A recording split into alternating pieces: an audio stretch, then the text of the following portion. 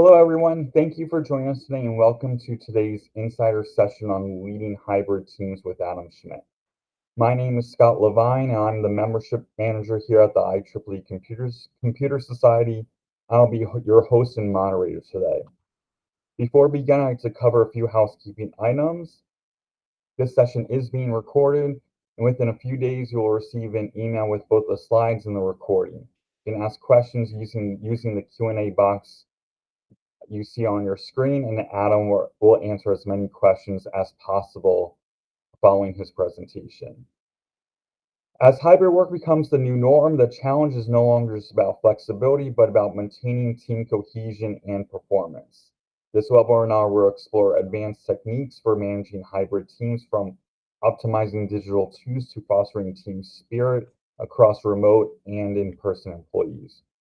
Teams will learn how to elevate their hybrid leadership skills for lasting success.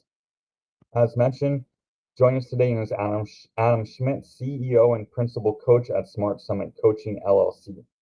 Adam has more than 15 years of leadership and consulting experience. He has an exceptional ability to guide others to overcome obstacles.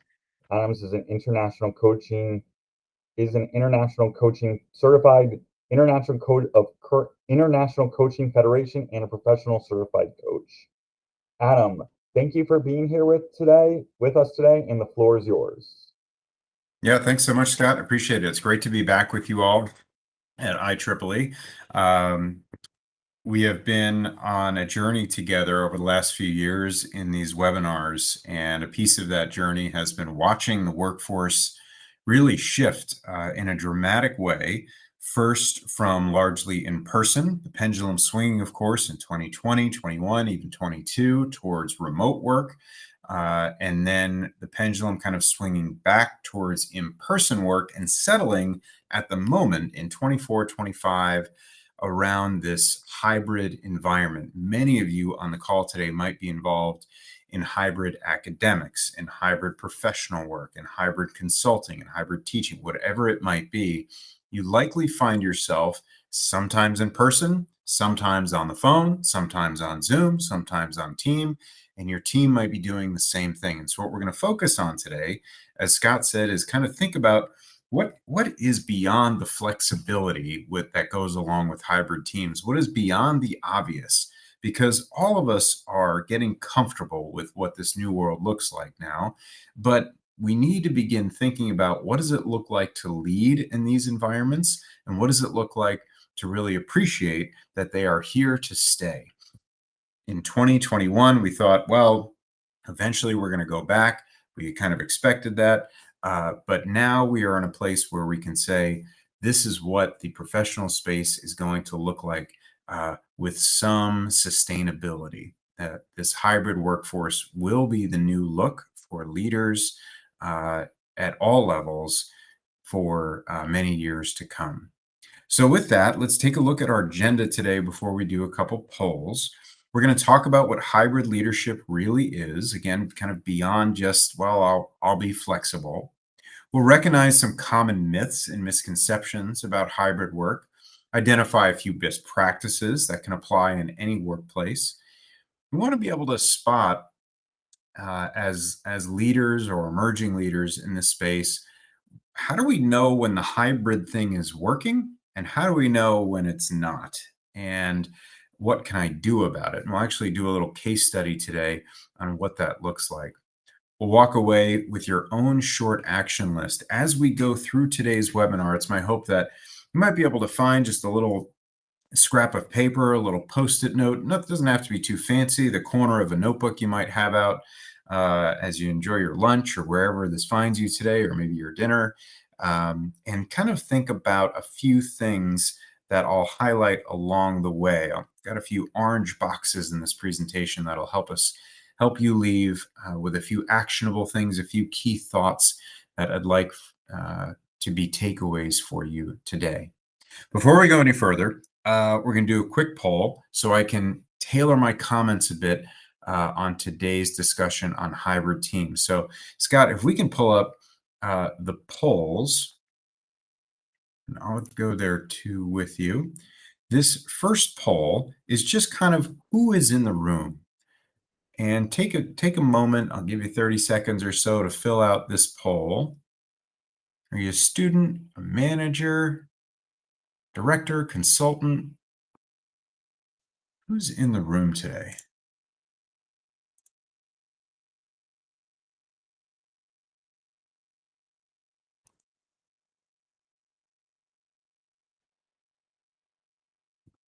A couple of team leads, manager. Yeah, keep them coming in. Take a moment. Let's see who's in the room today. I want to make sure I can tailor my comments. Great. Another supervisor. Thanks so much. Yeah. Consultants. This is going to be important.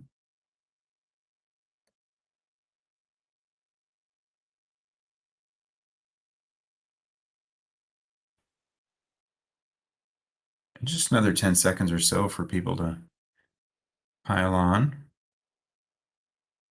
Excellent. So team leads, managers, supervisors, consultants, an ideal group here. And if you're not in one of those categories, didn't have a chance to vote, no big deal. All of us can pull away something from today about leading exceptional teams. Let's go to the next poll now.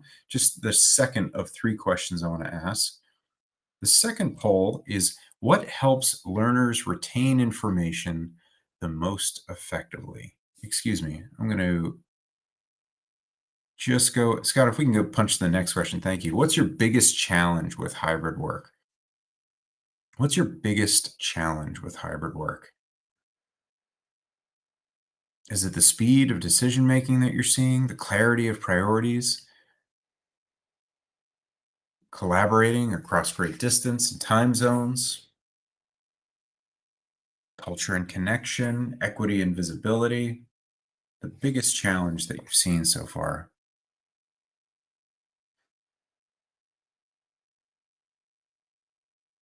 Yeah, the collaboration piece seems to be popping up a bit.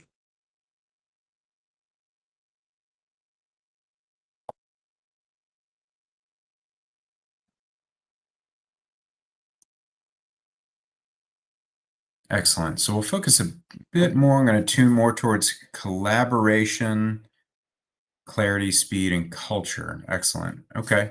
Thanks for that. And then one last question for you. If your team can improve one thing in a hybrid environment, which would matter the most? Is it clearer use of tools, fewer or better meetings, strong sense of team spirit, or fairness across remote and in-person workers? If we can improve one thing about your current hybrid environment.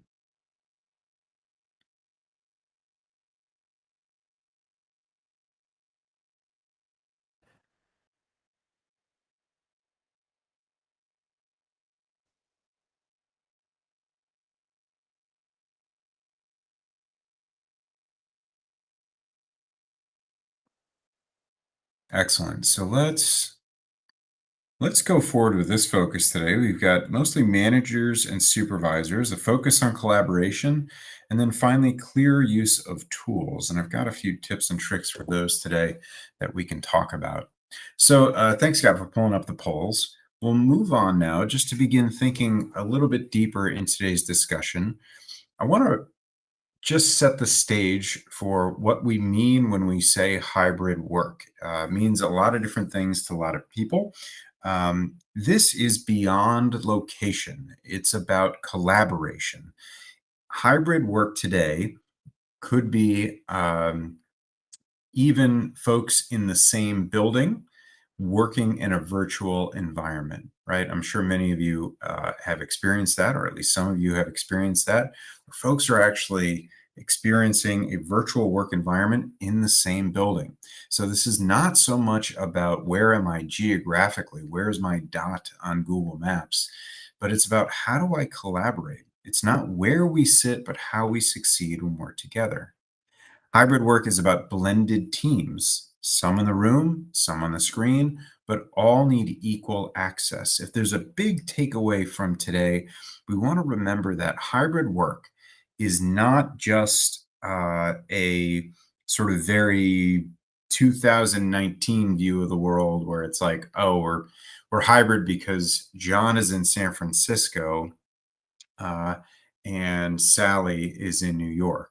They could actually be in the same building and still be in a hybrid work environment. It's a leadership challenge. Things like cohesion, clarity, fairness, they must bridge physical and digital distance. So, hybrid work is, again, thinking about the people that are involved. More flexibility. It's about culture, performance, and sustained connection. This idea of making sure that whatever environment we create, we can sustain connection in this way and make sure all voices are heard. Hybrid isn't just about mixing office and home. The real question is, do your systems give equal voice to all concerned? Do you give equal voice to all concerned? And so, as we think about tips and tools and tricks today of how to make hybrid work, it's about equal voices. Have we given everyone the opportunity to be engaged? So, that's our definition for hybrid work today, more than your geographic location. What makes hybrid themes thrive? There's a few fundamental things that I hope some of you have seen, and I'd invite you to jot down one best practice that you've seen or could imagine that makes hybrid work well. Clear operating norms. We know how we connect. We know that, for example, MS Teams is our default, Zoom is our default. What is the platform of choice? That would be an operating norm. Another operating norm in a hybrid environment would be who sets the schedule for meetings? What is our schedule for meetings? An operating norm sounds like 3 o'clock on Wednesdays, the team gets together. And there's expectation around that, there's participation around that, and there's most importantly, predictability around that. That sustainable approach of clear operating norms allows us to develop rhythm with our work. Equity and participation, rotating voices and watching for proximity bias. I want to keep our eye out for things like, do in-person employees have more influence? Do hybrid employees have more influence than the in-person employees? And what environments create a system or an energy where one of those groups, either the in-person or the virtual, develop more influence than the other? Tool discipline, one source of truth for docs, decisions, and updates. I think we would look to uh, words like SharePoint for tool discipline, or in the more recent, literally months, really the last 6 to 12 months, Teams emerging as a new access point for sharing effectively in terms of docs and decision making. Strong communication rhythm, cadence that balances sync and async. Sync meaning synchronous, we're together and doing something together. Asynchronous meaning we're working on something in pieces at times that work for us. I'm sure many of you have experienced that already. We're all contributing to this document at different times. It might sound something like, everyone, please have your contributions done by next Friday. But if we've got a communication rhythm around that, and we know what the standard is, it's effective. Finally, intentional connection, celebrating, recognizing, and check in on people. Intentional connection looks like managers setting aside 20-minute meetings each month to meet with their employees simply to say, how are you and what do you need? It was a separate webinar a couple of years ago. We talked about emotional intelligence and leadership. And emotional intelligence can show up with simple, open questions like that. How are you doing? What do you need? Intentional connection in the hybrid workspace makes for an inclusive environment. Just because I happen to be sitting next to the manager and you happen to be through the computer with your manager doesn't necessarily mean one of us is not having an intentional connection. The manager is responsible to, again, celebrate, recognize, and check in on people. Just make a note of one of those practices that you would either have seen or you would like to see more of in your organization.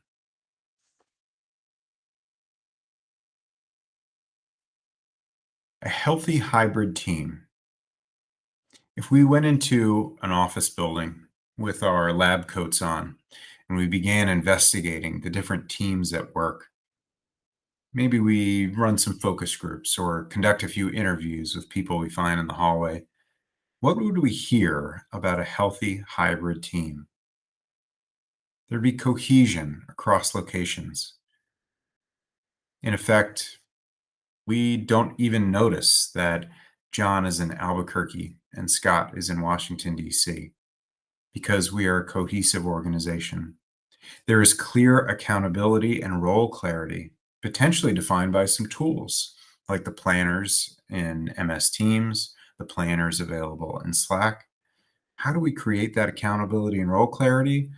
With communication and definition across our teams. People would report that they are seen and heard. They feel like they have a voice at the table. Innovation and creativity are showing up. We're not just sustaining what we have, but we're growing in ways that are new and exciting. We bring creativity to the table through any medium that's available to us. If we're in person, we show up there with a new idea. If we're through Zoom, we are showing up there. If it's by phone, we're showing up there. And a manager who is monitoring this healthy hybrid team is making sure there are equal voices across. Energy and morale are stable. We see consistent, not manic and depressive energy coming from a team. It's not go, go, go, go, go, and stop, and go, go, go, go, go, and stop. We are consistently present. We're happy to see each other, or at least respectful and engaged when we see each other in those rhythmic check-ins that we've set for our healthy hybrid team. So if we were investigating this when we walked into a building and we saw folks that were cohesive, they knew what they were up to, they knew what their job was that week, they could offer some creativity and be seen and heard, we'd say we can diagnose this team as a healthy hybrid team.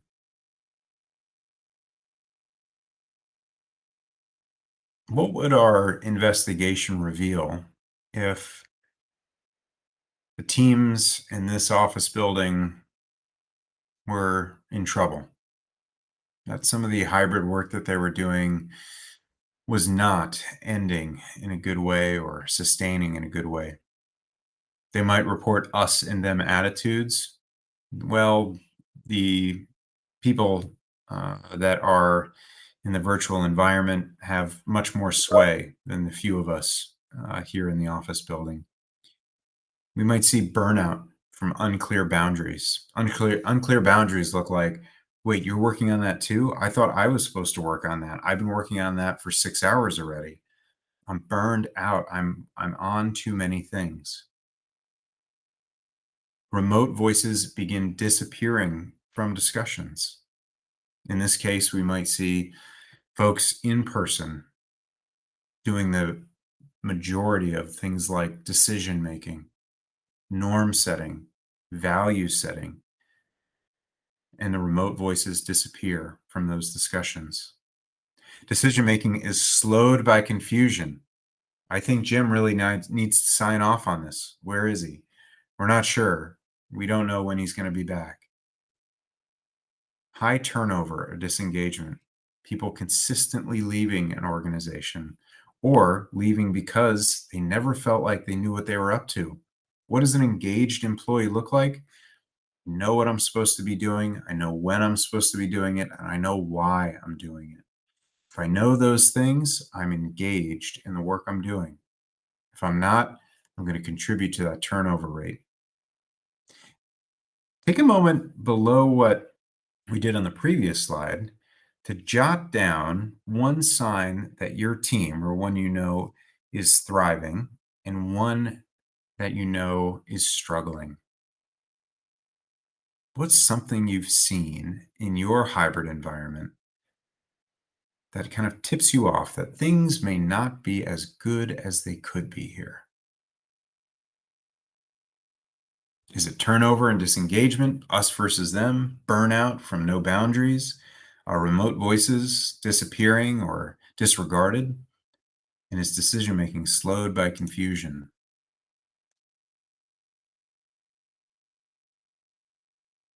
Let's think about common myths and misunderstanding that hold leaders and teams back from fully committing to hybrid environments. I'm sure many of you have heard many of these. Myth one: hybrid means less productive. First of all, there's no supportive data for that, um, and it's a bit of a misnomer when we think about what do we want for our employees. We want them to be in healthy, productive environments. We want them to be environments they feel safe in. We want them to be in environments where they feel fully connected and engaged. And for many people, that may be in the office. For others, that may be in a different place. It does not necessarily mean they are less productive.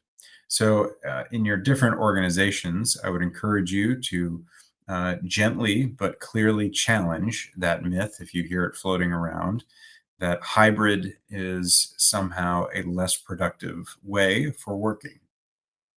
Myth two: remote workers are disengaged. Certainly not always the case. Remote workers, again, if they are in a space where they are safe, in a space where they have um, the tools and utilities available to them to be engaged, they certainly can be effective and engage wholeheartedly. The tools alone will solve the problem. Myth three: the tools alone will solve the problem. If we just integrate Zoom, we'll figure this out. Or maybe more recently, in the last 2 years, a lot of companies integrating things like Otter. If you've ever played with Otter, the AI support tool for both Zoom and meeting recordings, and it does some really interesting things, but it does not alone solve a problem. Tools can be support, but they are certainly not the answers to a disengaged workforce. They're not the answers to a workforce that feels unsafe. They're not the answer to a workforce that feels like certain people are getting more say than others. And then finally, myth four: in office presence equals commitment. Well, we just haven't seen much of Sally. She keeps working from home. I'd imagine she might leave the company soon. An absolute myth. In office presence has nothing to do with one's commitment. We can think about, what does commitment look like? Commitment looks like new ideas. Commitment looks like delivery on time. Commitment looks like caring for employees around you, your peers, your subordinates, and superiors alike. Commitment looks like an understanding of the organization and driving towards a common mission. It has very little to do with being present in the office. Take a moment to jot down on that scrap of paper a myth you've believed or seen others believe about hybrid work. Not because we're going to necessarily jump into it today, that specific myth, but it's good to recognize what you've seen and what you've heard people talking about. Maybe something that at one point you even believed about hybrid work. Just to kind of keep that in mind for yourself, to routinely challenge it.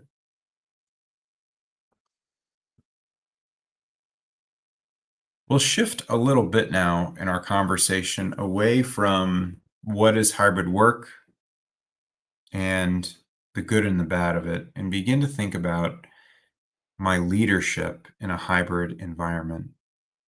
Many of you spoke about collaboration and now being managers and supervisors. So, what is hybrid leadership? We've got blended worlds. We're leading teams.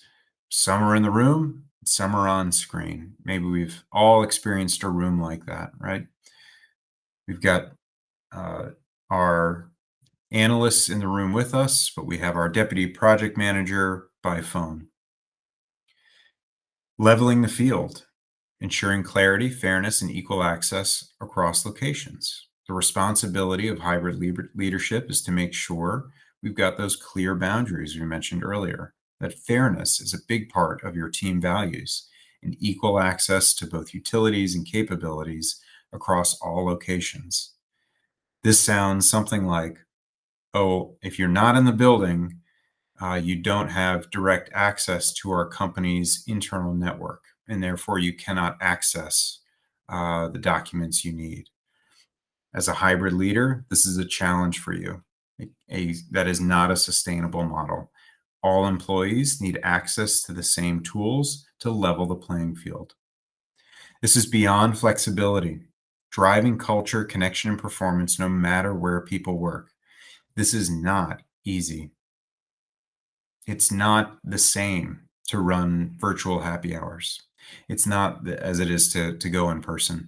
It's not the same to do birthdays of the month moment, not in a office lunchroom, but in a virtual environment. It's not the same, but it can be done. This drives culture. It drives connection and performance no matter where people work. It helps people feel included. Intentional by design, making how the team works as deliberate as what the team delivers. Managers must double down on their intentionality to design a team that works.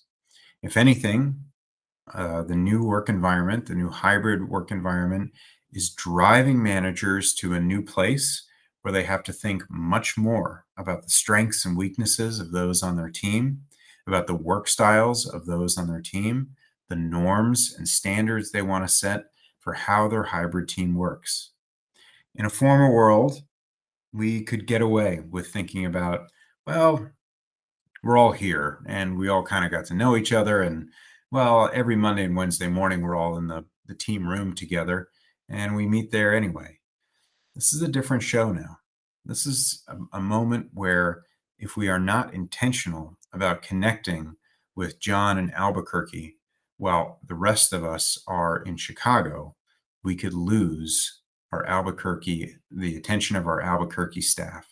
We could lose their commitment. We could lose their engagement on our project. So managers have to double down on their mindfulness and be extremely intentional about standards, boundaries, and accountability. How do we do it? From flexibility to cohesion and performance. We want to set clear norms, define when we meet, where decisions live, and how updates are shared. What tool are you using to do that? Who is actually going to do that? Who gets to decide when the decision-making process has come to an end? Having definition around these norms can help a team appreciate what's next. I know when we're going to make a choice about going to market or not with that tool. I know whether or not we are going to move forward with this policy recommendation. Balance equity, rotating voices, making sure that airtime is shared among all team members, and check for proximity bias. Proximity bias, of course, is that, well, Sally is here in office, and quite frankly, it's just going to be easier for her to work on this project than John in Albuquerque. So, Sally, you just do it. Well, we need to make sure that even if it's more work, have we made sure that we are not letting proximity bias guide us in an unhealthy way? Would John's skill set be more appropriate for that project despite the distance? Would John's ability to articulate to a client our outcomes be better in the long run? We have to balance that equity, make sure we're rotating voices with great intention. Use tools with discipline. We want to pick one source of truth. This is where our products live, for example. We want to avoid tool sprawl. Tool sprawl looks like, well, was that an email? Or was that on Teams? Or did you text that to me? Or was that something we talked about during the team meeting in person when I flew in last week to Albuquerque? We have to pick a tool and maintain the discipline with that tool throughout the tenure of our hybrid team's existence. Pick one source of truth. This is where the presentation will live. And log decisions consistently. Logging decisions can feel burdensome when you first start doing it. But the organizations that commit to making sure they know where decisions were born are the ones who succeed in the long term. It looks like saying, okay, we've had our meeting on September 18th at 11:30 Eastern Time, and we have decided that we will go to market no later than the 1st of October with our new tool, the pencil. And that decision is signed off by Adam, the program manager of Pencils. That log is a helpful place to go if discipline begins to get shaky. If in another tool with another voice from a hybrid team might say, we didn't know the decision had made on that. Well, it's in the decision log that we all have access to. We need this to create and sustain hybrid teams. I want to go a little further than some of these fundamental ideas and invite some advanced techniques for managing teams. And as I go through these, encourage you to select which advanced practice you might raise with your team. Or as I put it on the slide here, how could it raise your team's game? We talked about decision logs a little bit. This is also referred to, especially in the consulting world, as decision hygiene. We know who made the decision, when they made the decision, and why they made the decision. So no one is left out. There's clear connection between what is the next move and who decided to take us there, whether it was an individual or a team. A meeting diet. We shift updates to asynchronous and save time for debate, innovation, and connection when we are live in person together. So a meeting diet is something that all of us might benefit from. And I'll point you to a meeting by Lencioni, or excuse me, a book by Lencioni called Death by Meeting. If you haven't had a chance to read that yet, encourage you to pick it up. And Lencioni in that book talks about something like a meeting diet. He doesn't use that phrase particularly, but he talks about being very specific with the types of meetings we have. Is this a short meeting? Is this a long meeting?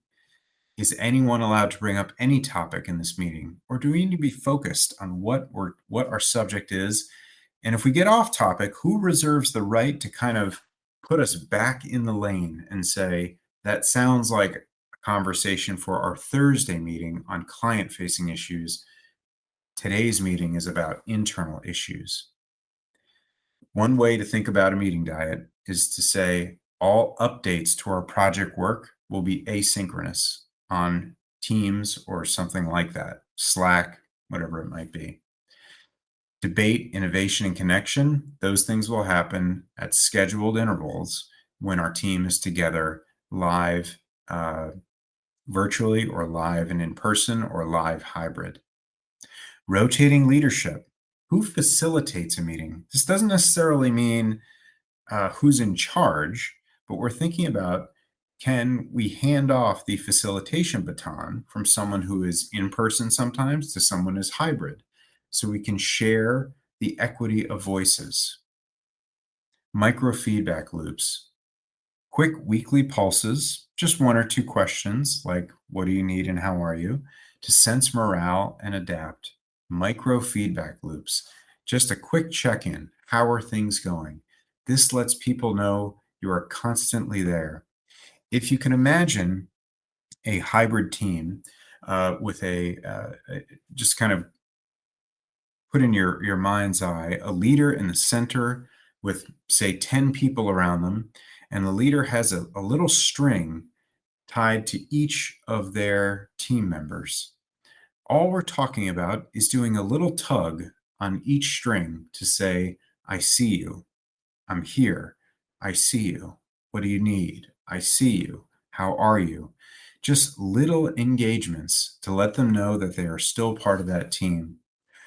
At some point or another, maybe most of us on the call have experienced what it feels like to not be in a micro feedback loop, to not feel that tug on the string from time to time from our boss.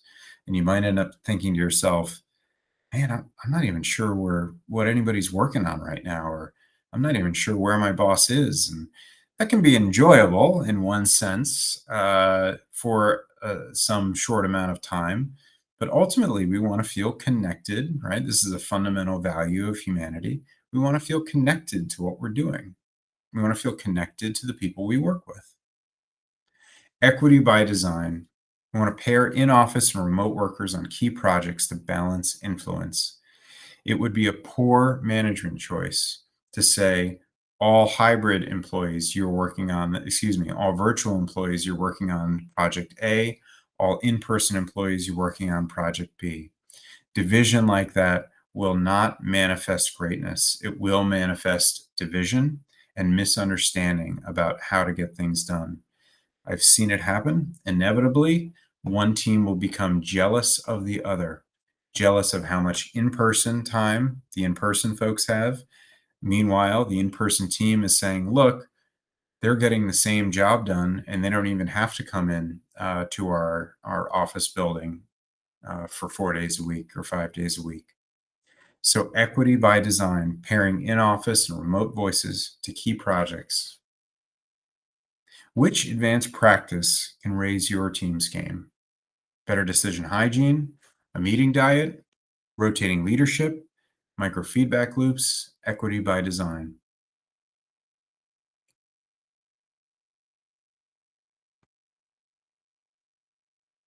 I want to take a moment to pull away from some of the specifics of how to and think about how tools and culture work together to be the glue for hybrid teams. Great tools, solid culture are the glue for hybrid teams. The things that drive this, one source of truth. We talked about picking a single platform. Teams, Slack, Asana, no duplicates. Clarity in channels. Define what lives where. This takes work and often a dedicated employee to maintain an organization's internal networks, to maintain an organization's MS Teams channels, a moderator of that platform to keep things straight. We've probably all been a part of either Slack or MS Teams groups that grow in unwieldy ways, and suddenly there are 100+ channels that theoretically you're supposed to be watching. It cannot be done. So we want to define what lives where, make clear requests, decisions, docs, and updates, and have clarity around where those things are happening. We're going to ritualize recognition using things like digital kudo boards or shout outs in the team chat. For culture, this is invaluable, making sure that, of course, both our in-person employees and our virtual folks have the recognition they deserve, but it's all done in the same way. And what I mean by that is if we have a hybrid team, we cannot honor a hybrid team member with a construction paper certificate on the wall of the office 3,000 miles away. It needs to be done in the mutual forum of truth, typically a platform like Teams, Slack, or Asana, where there's maybe a certificate posted, a special type of, some companies have like a silly award that can be given out, a certificate of appreciation, maybe living corporate values, whatever that might be. Hybrid social moments, things like virtual coffee roulette, in-person and remote wins of the week is another good idea to get folks together and to just say, what's something I won at this week? Hybrid social moments, as I mentioned before, they often feel a bit clumsy. And I think it's okay to appreciate that they do, but they still provide value to an organization. Finally, visible outcomes, posting deliverables and progress in a shared space to make the work visibles. Now, that shared space is likely virtual for our hybrid teams so that both in-person and our virtual folks can enjoy them. Posting deliverables and progress in shared spaces. So when we think about our tools and culture working together for glue, one source of truth, clarity on your channels, ritualizing recognition and standardizing it, hybrid social moments. Yes, they feel clumsy sometimes, absolutely necessary to sustain that culture. To revisit our last two slides, just to kind of stack these next to each other. Hybrid 101, the basics here. Flexible scheduling and location, use of digital tools, occasional check-ins, and leaders managing hybrid logistics. What does it look like at the 201 level? Advanced hybrid or high performance hybrid teams, decision hygiene, equity by design, asynchronous rhythms, and culture built intentionally by those managers, recognizing rituals and shared outcomes. I wanted to offer for the managers on the call or on our webinar today a hybrid team weekly checklist to just give you something to kind of maybe hang above your laptop or put underneath your desk blotter, whatever it might be.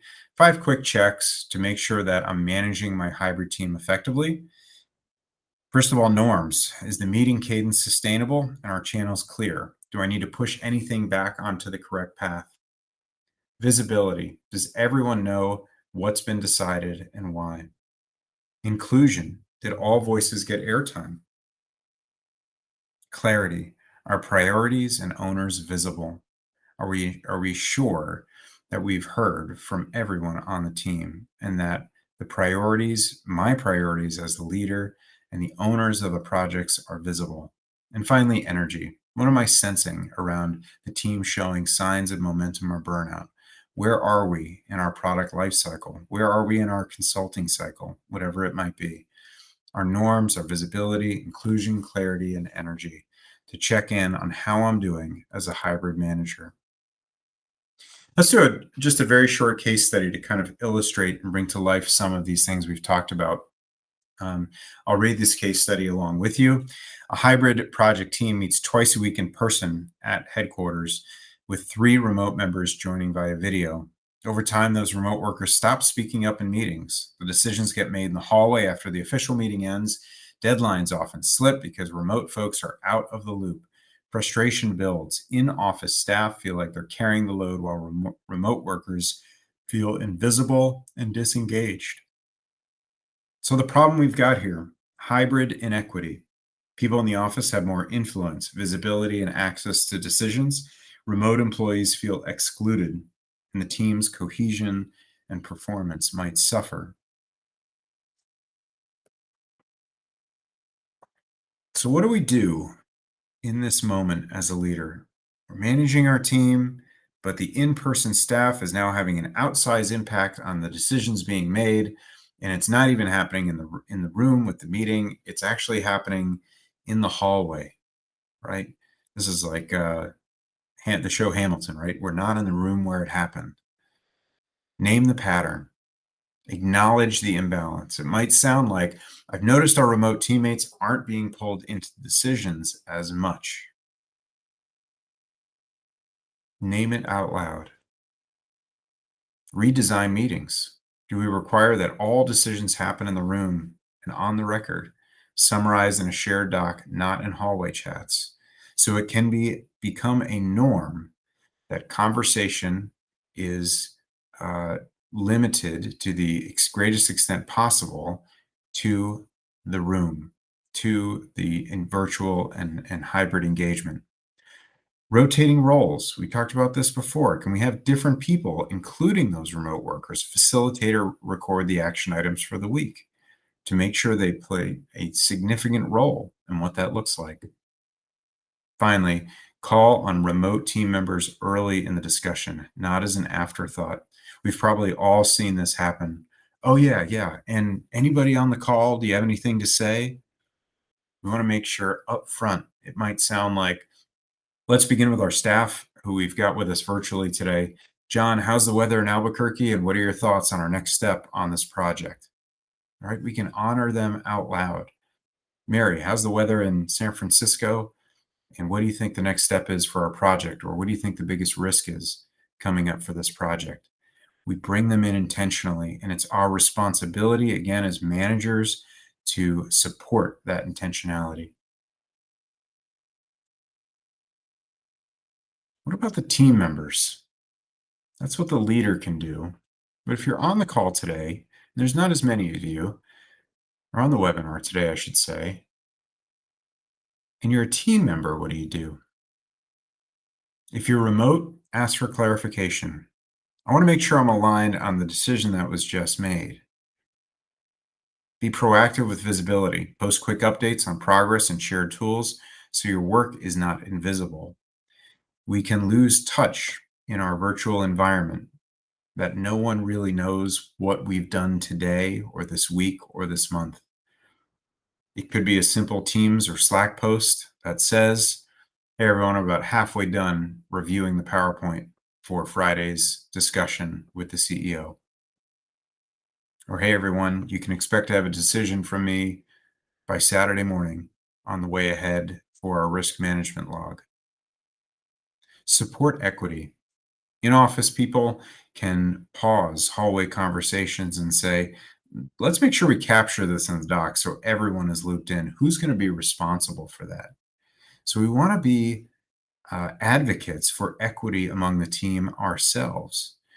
There can be an allure to being in the know. There can be an allure to feeling like you know what's going on, and suddenly it's easy to forget that John and Mary, and Sally in New York and Chicago and San Francisco, you forget they weren't there. And so we've got to support equity and support our colleagues by saying, at our next meeting, before we really dive into things, let's make sure everyone is up to speed on the most recent entries to our issue management log for this project. Finally, hold each other accountable. Normalize gently flagging when something slips outside of agreed norms. That might sound like, Becky, thanks so much. You swung by my office the other day and you walked me through your thinking on the new pricing model for the widget. Can you put that presentation on Teams as well to make sure that our hybrid folks are looped in? So this is team members and managers now thinking about, how do I make sure that we all stay out of the bumpers and in the lane here? Gently helping everyone remember we've got to bring them in. And if you're feeling it, the answer is yes, it is more work to have a hybrid team. Again, dispelling that myth of lazy hybrid work or unproductive. If anything, we double down on intentionality in healthy hybrid teams, and we say we're actually more comfortable helping each other stay in our lane, being reminded about boundaries, having clear tasks, and helping keep everyone updated on those tasks. I wanted to offer a couple of key questions or insights that you might ask yourself, and I would jot down maybe your favorite from this list, depending on if you're a leader or a team member or maybe both. If you were to face a case study like this, what do you need to ask yourself to come up with the answer of what to do next? For leaders, am I making an important decision in a way that everyone can contribute? Have I created clear norms about when and how updates are shared? Am I hearing all voices? And finally, what's one small change I can model this week to increase equity? What's a small change I can model? Not a small change I can make for me, but what can I model for everyone else? It might look like, Jane, that is an excellent presentation. I'm just realizing though that we didn't have the Zoom open while we did that. Let's make sure when we start the next meeting, we go through it. Well, do you think I have to go through the whole thing again? Yes, you've got to go through the whole thing again. It's harder. It's a challenge, and it's the current state of the workforce. So we have to kind of be brave enough and be prepared enough to jump into these spaces with a little more effort than we might have had to before. For team members, am I sharing my work visibly? Do I speak up or ask for clarity if I feel left out of the loop? How can I support inclusion? Can I pause hallway conversations? Can I invite quieter voices in the room in a virtual meeting? That might sound like, Sally, I'm glad you're here today. Welcome your thoughts on this. notice you've been quiet. Oh, that's okay. I've just been listening today. Okay, that's good. But we've taken that step as a team member to say, we'd welcome your voice in this room. And finally, what's one norm or habit I can help reinforce or strengthen in my hybrid rhythm? And I would encourage you to think about that today. Is there a norm or habit that you've seen that's supporting your team's ability to function well in a hybrid environment that you can strengthen and reinforce today?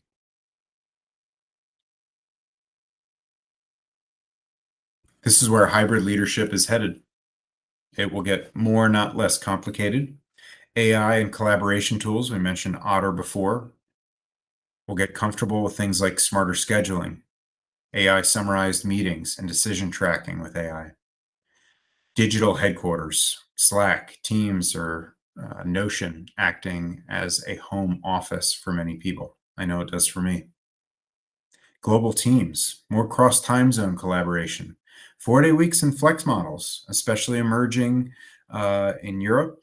We're seeing less work on Fridays. So, how does that look for 4 longer days instead of 5 shorter days? The work rhythm and innovation has to be tied to our hybrid leadership. And finally, culture by design. Again, the intentionality and engineering of inclusion and belonging. So, what is next, even beyond where we are now, 2026, 27, 28? Full integration of AI collaboration tools, leveraging our platforms as our home offices, more flexible work schedules, and culture by design being even more important. A few things I'll highlight. I'll highlight 2 of these in particular. First is why work doesn't happen at work. That's a wonderful TED Talk. I initially had a link in here, but then I realized I don't think you guys would be able to click on it, but it's very easily findable. Just go to YouTube and type in TED Talk, Why Work Doesn't Happen at Work. A wonderful exploration on collaboration. And again, rethinking about how are we going to work together in the decades to come, if not the century to come. And the second one I'll recommend is the Remote Office Not Required, Jason Fried and David Hinmeyer. This book dives into the value of remote work and the myth that we mentioned before that remote work is less efficient or somehow less productive. If you find that myth popping up in your organization, Office Not Required is a wonderful place to start as a reference with good data insights in it to say that is quite categorically not the case. So, with about 5 minutes left or so, welcome any questions you might have on hybrid work and hybrid leadership. Let me switch over to the Q&A here. A little longer than thought, but I wanted to make sure we covered everything for managers. Let me know if you see any different, Scott. I don't see any questions at the moment, but happy to be on standby here. Yeah, I don't Hybrid see any leadership. questions either. That was a great presentation, Adam. Very, very informative. I have this is probably more of a comment to get the conversation started. When you did that, I think it was the first poll or maybe the second one where you talked about you had the option of fewer slash better means. I could think you could separate those two because that's really two different things. And I would, at least it's probably my personality, I would probably argue I would prefer to have more better meetings than and then just fewer meetings overall. Like the more productivity, better results, that beats going to a meeting where sort of nothing gets done. Right. Right. Yep.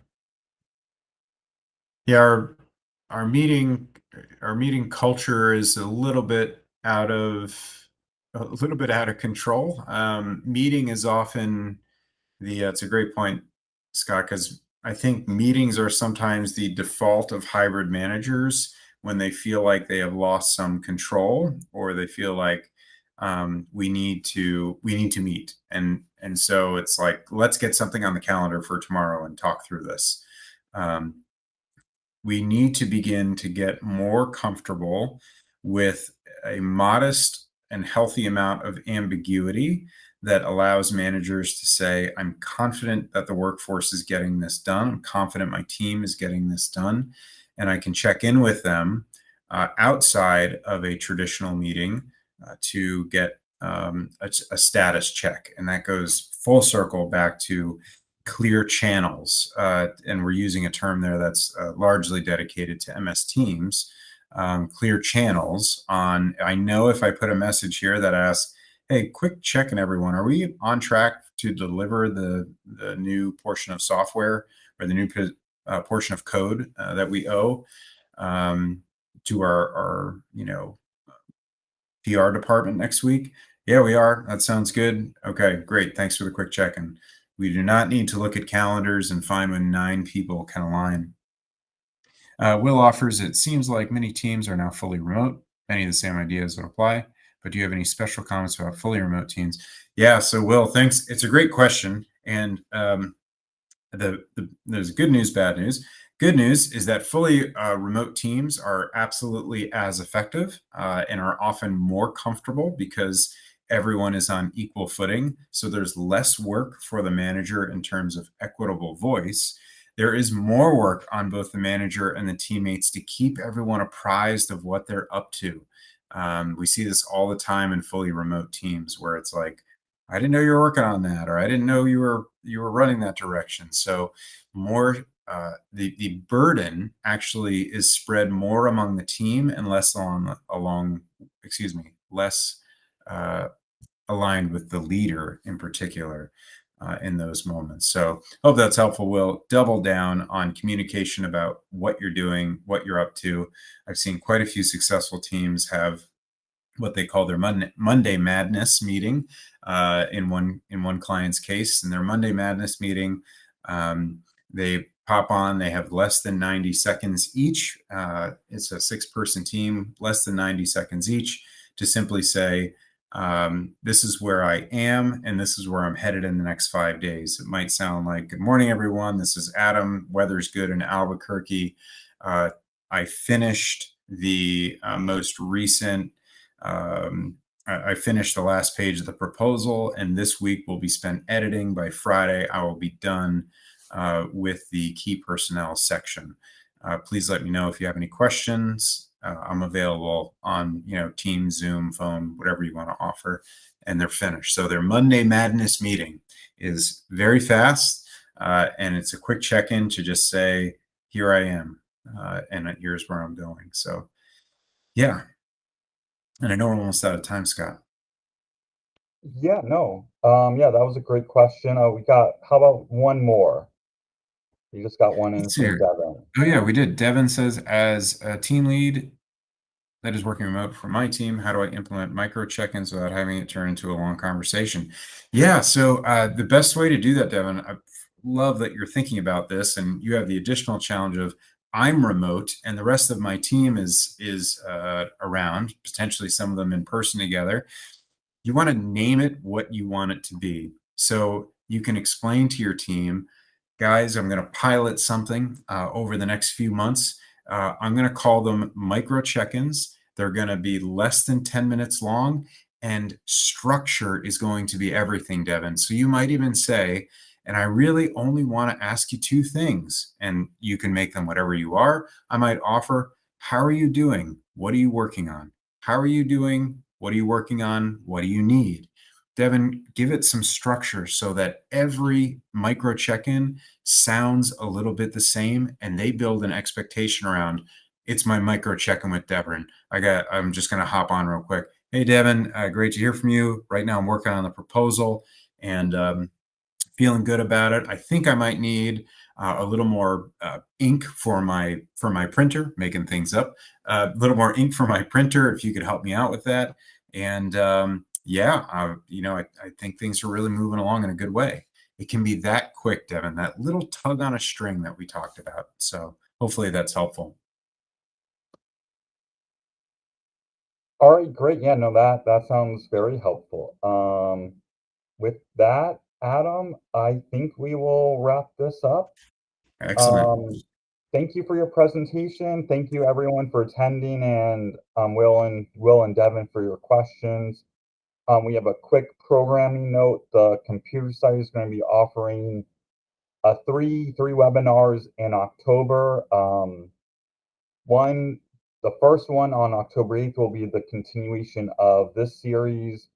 What we call Leading Change: How to Rise to the Challenge and Inspire Others.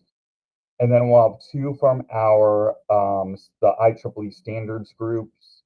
The first one will be on the 16th, which will be from our world-renowned 802 Wi-Fi standards, and then on the 29th from our one of our newer standards about functional safety. Um, Registration for these will be opening soon. We'll hopefully have the invite, the links in the email, or not. Look for the links in our upcoming social media posts and emails to you. Thanks again, and have a great rest of your day.